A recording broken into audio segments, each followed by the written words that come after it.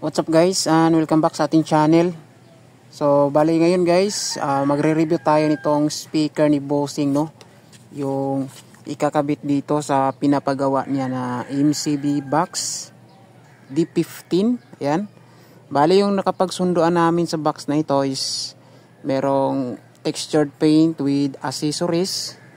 Tapos yung speaker na ikakabit is ito Joson NBS 50 na to magnet. Yan. So dalawa po ito, yung isa is pinasok ko lang. Yan, kasi bukas ko pa ito ikakabit. So ngayon guys, i-review lang ko to guys itong speaker para naman meron kayong idea sa ganitong klase na speaker na kakabit natin. Yan. So siyempre shoutout natin si Bossing. Shoutout sa iyo boss Jody. Yan. Sa pag-order natin, maraming salamat po sa tiwala, no? Yan. So ito, buksan na natin guys. Yan, dito pala yung aso natin guys. Hinko, tabi ka muna. Tabi ka muna. Mag-review tayo. Dito, tabi ka muna. Tabi ka muna. Itong aso natin, no? Kung saan tayo magpunta, laging sumusunod. Tabi. Tabi muna. Tabi ka. Palambing kasi itong aso guys. Dito. Yan guys, oh. Bali nabuksan ko na to, chinik ko yung item pagdating. So ngayon natin to i-review. So inside the box mga guys, ito po siya. Meron po siyang kasamang ito sticker ng Joson. Bali yung isa nito guys sa isang box po na speaker. Bali dito na lagay ko yung isa. So Joson, I love Joson. Tapos ito yung kanyang pinaka specification ng mismong speaker, no? Pasilip lang natin. So dito guys sa kanyang pinadala na specification, no, nandito yung kanyang catalog. Bali yung brand name nito guys ay Joson. Yung modelo niya is Joson NBS 15-2. Meron din ditong drawing guys. Dito sa baba is nandito yung kanyang mga small parameters. Check nyo na lang guys yung kanyang small parameters niya. Dito sa specs niya guys, specification, yung nominal diameter is 394 mm. Nominal impedance 8 ohms, minimum impedance 5.2 ohms, peak power niya is 2,400 watts. Yung rated power naman ay 1,500 watts. Sensitivity is 91.8 dB. Tapos frequency range 57.1 kHz. Yung voice coil niya guys ay 99.5 mm. So yung voice coil material is ISB. Yung kind of layer is naka inside and outside windings. So ayos yung windings, naka inside and outside. Magnet diameter is 220 mm. Tapos magnet material na ginamit ay ferrite. So dito naman sa installation information, makikita natin. So meron pala siyang bigat na 16.2 kilos yung overall ng niyang catalog. Bali latest na po ito nila na speaker. Bali naka-upgrade na to. Kasi last mga years, meron silang nilabas na NBS pero hindi ganito ka quality. Yan. Tapos yung magnet niya is naka-color color blue yung sticker. Yung kaniyang sticker na nakalagay dito guys ay Joson NBS 15-2. Yung nakalagay dito is rated power is 1,500 watts.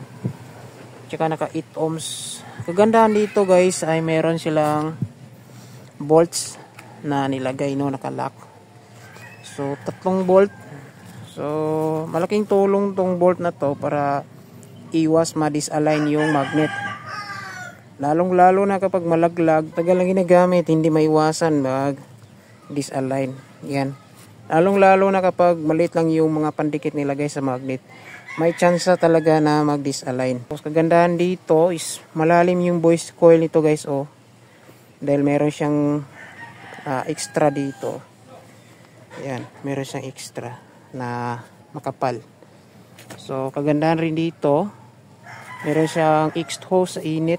Itong butas-butas na to guys, exhaust po ito sa init ng voice coil. Yung voice coil natin guys, oh, Makikita natin yung voice coil dyan kapag sinilip natin. Tapos sa loob is meron po siyang screen para hindi mapasukan ng mga dumi. So, malalim siya guys. Susukatin lang natin kung ilang lalim to. Susukatin lang natin guys. Nasa 3 inches and 1/4 yung lalim. Galing dito sa kanyang pinaka-screen. Yan. So safe naman yung item guys. Merong karton tapos ito. Tapos meron din plastic para safe. Pansin ko dito guys yung ganyang pinaka speaker cone is naka-treated oh. Yan. Magandang klase. Makapal yung kanyang treated guys na ginamit oh. Parang salamin. Ayan. Magnet pala to guys oh. Magnet tapos kapal namang ng steel na to. Kapal yung steel niya. Sa kanyang frame guys, yung basket niya, ito yung design niya. Tulad ng gamit natin na Joson Stage 2 mags and 3 mags. Ganito yung klase. Yung kanyang terminal na ginamit pala guys is push type. Ayan. Madali lang natin ikabit yung speaker wire natin. Push lang natin tapos ipasok natin yung speaker wire dito sa butas. Tapos kapag binitawan na natin guys ay maglalak na po siya. Yan, naka bolt siya. Yan. So dito guys wala siyang butas, naka sealed po siya. So yung kanyang exhaust ng init is nandito lang sa likuran. Ayan. So baliktarin natin guys. Medyo may kabigatan rin siya. Around 16 kilos. Ayan. Lumidikit pa yung plastic. Oh. So, ito yung guys, yung mukha niya. Oh. Makapal yung rubber. Ayan. So, yung ginamit na speaker cone dito guys. Oh. Tigas naman. Okay to sa MCB talaga. So meron 3 roll edging niya guys oh. So halos hindi mabounce kapag hindi natin ipersa. Tapos yung dust cap malaki. Yan, yung dust cap around 8 inches siguro yung dust cap nito. 6.5 inches yung dust cap. Yung total diameter niya dito sa pinaka speaker ay around 15 inches and 1/2. Yan, 15 inches and 1/2 yung pinaka total diameter. Tapos naka treated siya guys yung kanyang speaker cone. So magandang klase yung materials na ginamit. Tapos mas pinatibay pa nila yung speaker. So okay na din guys itong klase na speaker. Yan. So tigas ng tigas i-bounce ito. Kailangan talaga na match na power amp na gagamitin dito guys para ma-bounce talaga niya. Check natin guys yung kanyang pinakailalim. Yan. Yung pinakailalim niya guys oh, yung kanyang damper is naka-lock po siya with ring. Tapos ito bolt.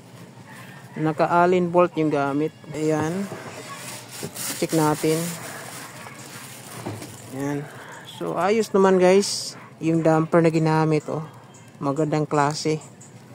Yung pandikit naman niya okay na din. So naka-lock talaga siya guys.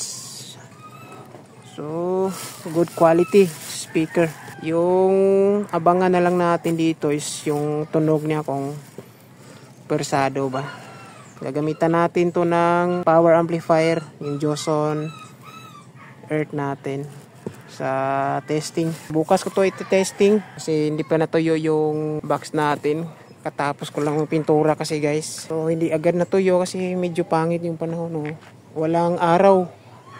Walang araw na nagpapakita ngayon. Makulimlim yung panahon.